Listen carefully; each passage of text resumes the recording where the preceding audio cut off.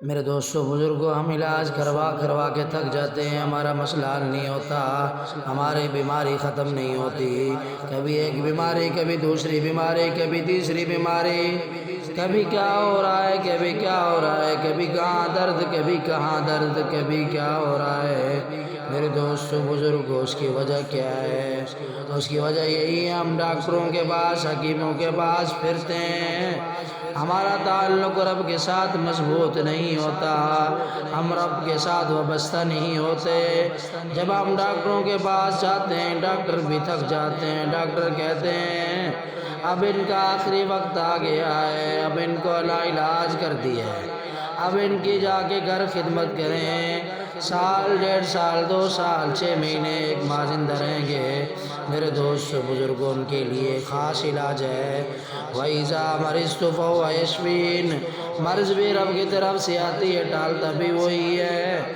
وَنُنَزِّلُ مِنَ الْقُرْآنِ مَا هُوَ شِفَاءٌ وَرَحْمَةٌ لِّلْمُؤْمِنِينَ۔ قرآن مجید فرقان حمید میں اللہ پاک نے ارشاد فرمایا، قرآن مومن کے لیے شفا بنا کر بھیجا گیا ہے، قرآن کی تلاوت کیا کرو۔ لا علاج مریض کے لیے پڑھ کے، قرآن پڑھ کے اس پر پانی پر دم کر کے پانی پلایا کرو اور اس کو عمل پڑھوایا کرو۔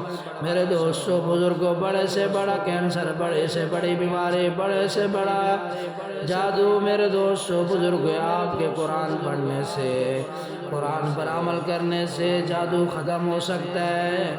اگر بڑے سے بڑی بیماری ہے تو سب سے پہلے رب کی طرف متوجہ ہوا کریں۔ متوجہ ہونے سے یہ ہوگا، جب رب راضی ہو جائے گا تو بیماری بھی ختم ہو جائے گی۔ میرے دوستوں بزرگوں، حدیث میں آتا ہے وَإِذَا مَرِضْتُ فَهُوَ يَشْفِينِ، مرض بھی اسی کی طرف سے آتی ہے، ٹالنے والی ذات بھی اسی کی ہے۔ میرے دوستوں بزرگوں، میں آج آپ کو لا علاج مریضوں کے لیے خاص عمل بتانے والا ہوں۔ میرے دوستوں بزرگوں، وہ خاص عمل کون سا ہے؟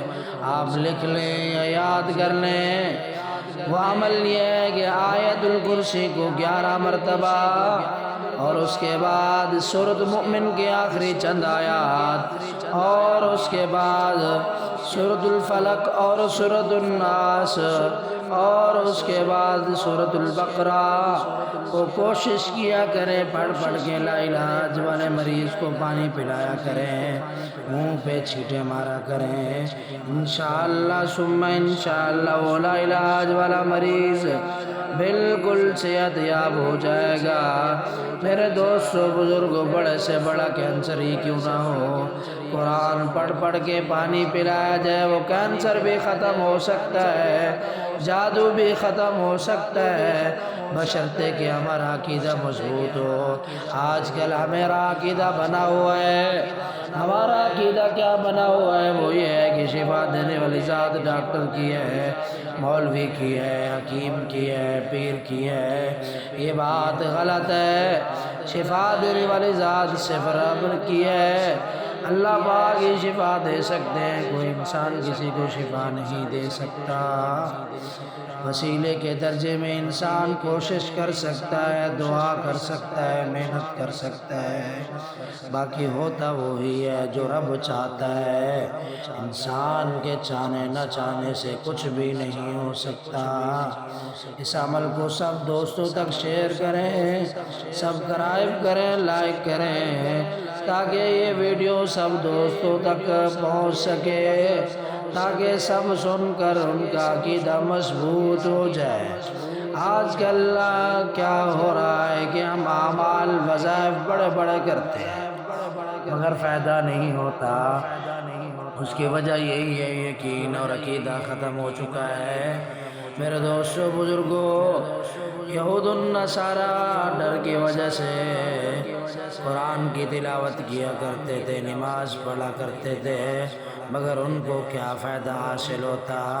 میرے دوستوں بزرگوں، یقین پختہ ہونا چاہیے، عقیدہ پختہ ہونا چاہیے، پھر دیکھیں قرآن کی لذت کو، قرآن کے سکون کو، قرآن کی رات کو، قرآن کے چین کو ساری زندگی یاد رکھیں گے۔ میرے دوستوں بزرگوں، ان سے جا کے پوچھیں، جو قرآن کی تلاوت مسلسل کرتے ہیں، قرآن کے اندر کیا سکون ہے، کیا راحت ہے، کیا چین ہے، وہ سب کچھ آپ کو بتائیں گے۔